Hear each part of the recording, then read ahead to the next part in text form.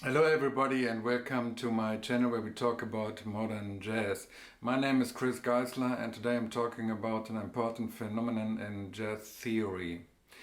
It's the key to understand modern jazz. Every modern jazz player is using these chords. I'm talking about secondary dominance. I have a PDF of the entire thing. You can find it in the description. I hope you enjoy the video. If so, please give me a big fat thumb up. If you're new, please subscribe. Okay, let's have a look at Bach's little prelude in C major. Secondary chords were not used until the Baroque period. Bach was a master in the use of secondary dominance. This prelude is a simple example of the use of secondary dominance. Secondary chords are a type of altered or borrowed chords, chords which are not part of the key the piece is in. Wherever the flat or sharp sign appears in this piece, the chord is a secondary dominant. This piece is in the key of C major, so we have no global accidentals. The first accidental appears in measure 1. We have here a B flat. If we play all the tones of this measure as a chord, we get a C7th chord.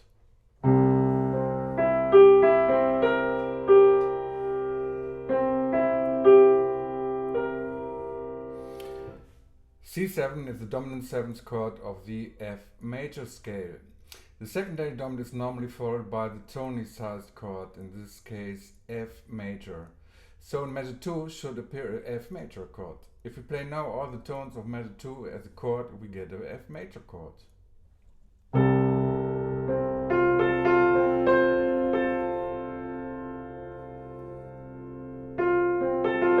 This is the second inversion. The root position is this. C and bass. If we ignore the C and the bass, we have this is the root position of F major. This is the first inversion and the second inversion. So we have here the second inversion of F major.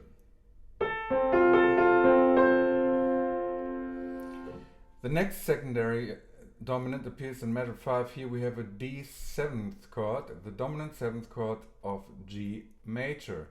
Of course, G major appears in measure 6. We have here this, and we play.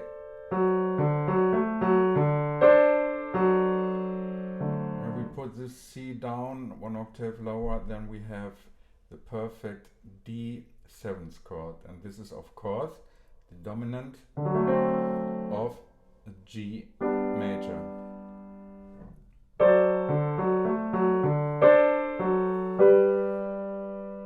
The same idea we have in measure 8, again a D7th.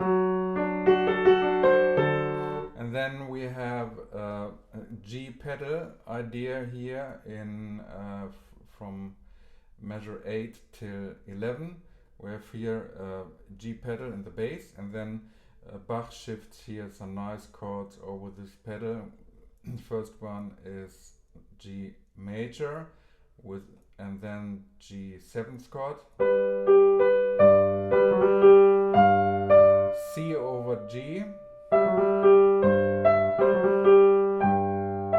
and here is again D over D7 over G. Here's only the D missing. Okay, but this chord is so strong that we hear it as a D7th chord, and the function is here, of course, the D7, and it leads, of course, to G.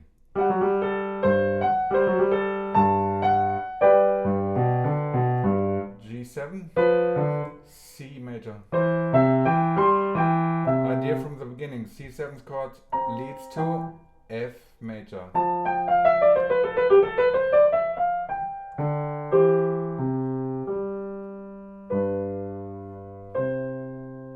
Okay, that was a prelude from Johann Sebastian Bach. If you look at the bass, we notice that the bass always progresses a fifth down or fourth up. And we have a C7th chord, the bass goes from C a fifth down or a fourth up. So whenever the bass plays a fifth down or fourth up, we can form a secondary dominant in front of the next chord. This phenomenon is used by every jazz musician, every modern jazz musician. Let's see how famous musicians use this concept.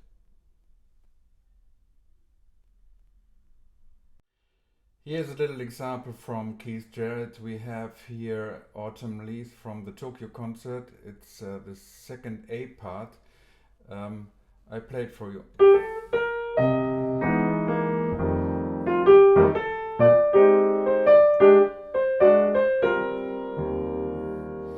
We see here under the system we have the original chord progression C minor 7, F7 and B flat major 7, and in bar 4 E flat major 7, that's 2, 5, 1, and E flat major is of course the fourth degree of B major 7, of B major, of the B major scale.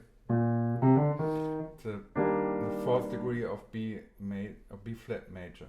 Okay, above the system I have written the things Keith Jarrett is playing here. The first chord I have explained in my video about altered scales, so I don't need to explain this. The second one is interesting here for us now. It's this one. This is again an altered seventh, dominant seventh chord. So Jarrett thinks here as a dominant, he thinks this chord as a dominant seventh chord to F7. I have explained this. If the bass is going fifth down, we can do here a dominant chord. The original one is C minor seventh chord, and he is creating here a C seventh chord. And then he's altering this, then we have the C7th altered chord.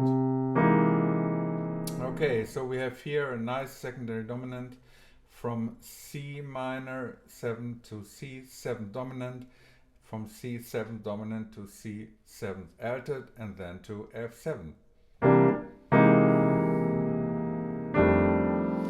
Okay, the next one, the next bar is the B flat major 7. Original is this, for example, this one, B flat major, and he thinks here again the secondary dominant. The fifth degree of E flat major is B. So again, he can play here a dominant seventh chord.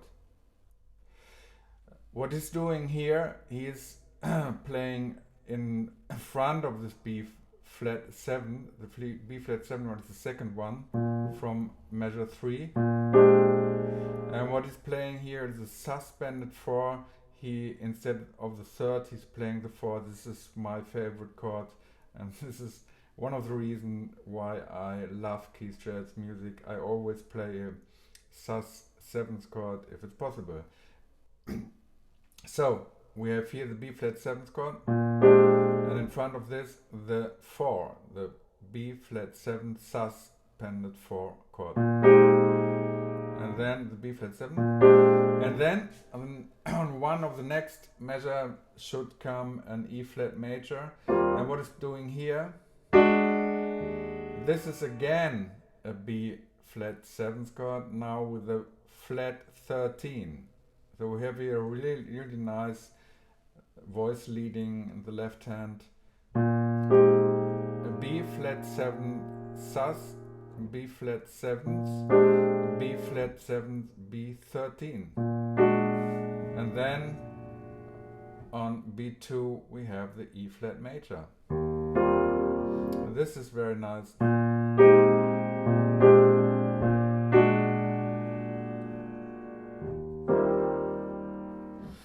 This you can play in every standards you're practicing. You can play if the melody is okay, if the melody fits with the altered chord or with the B flat 7 sus chord.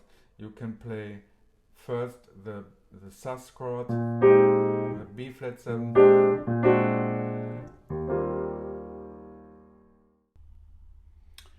Here comes some cool stuff from Herbie Hancock. Here we see the same situation as in level 2 with Keith Jarrett. 4 bars of Hancock's version of Autumn Leaves. The original chord symbol can be seen below the staff and the chords played by Herbie Hancock above the staff. In measure 2, Hancock plays a C7th altered chord on the first beat. So again, the intermediate dominant of F7. So on bar 1 should be C minor 7. Here he plays nothing. Here in bar 2, and here we have in the original the F7th chord in bass. So this is the secondary dominant. It's the C7th altered chord, and then he plays this altered chord with the B13. Okay, next measure we have in the original sheet the B flat major. Here Hancock plays the B7th altered chord. And then we have E flat major in measure 4. He should be something with the E flat major, and he plays here E flat 7th. This is interesting because this E flat 7th is not it should go to A flat major, but we know that the next chord should be an A minor 7th chord, B5 in measure 5. So this is something special. He plays here an E7th chord. So this is the line Hancock plays.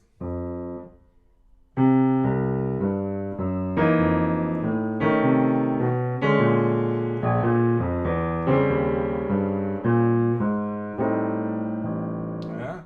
So on C altered, F7th, B13th, B7th altered, and E7th.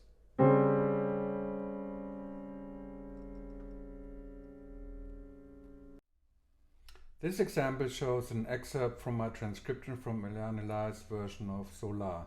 We have here again a 2-5-1 chord progression in E flat major. F minor 7 is a 2, B flat 7 is a 5, the dominant, and then we have the E flat major, which is the first degree of E flat major, of course. Because the bass is going down in fifth again, F to B flat to E flat. The next chord is an A flat 7th chord.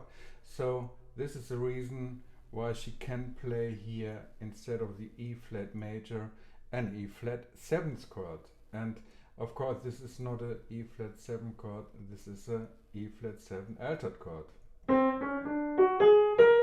And this night we have here, this will be E flat major, and this will be E flat 7th, and now she's altering the 9th to the sharp 9, and then we have this voicing here from E7, E flat 7 altered, and here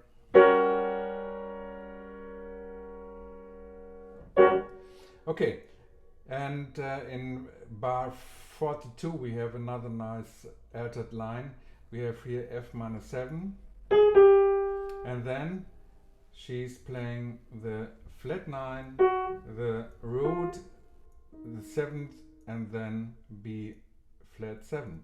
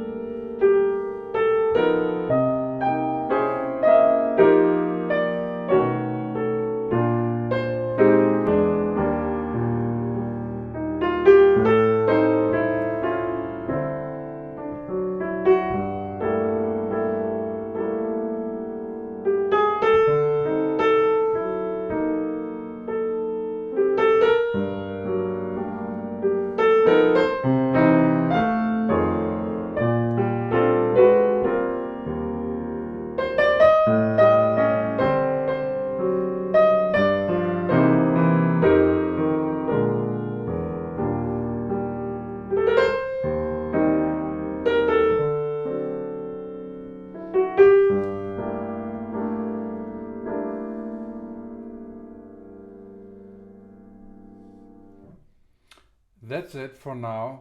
The best and warm regards from Chris Geisler.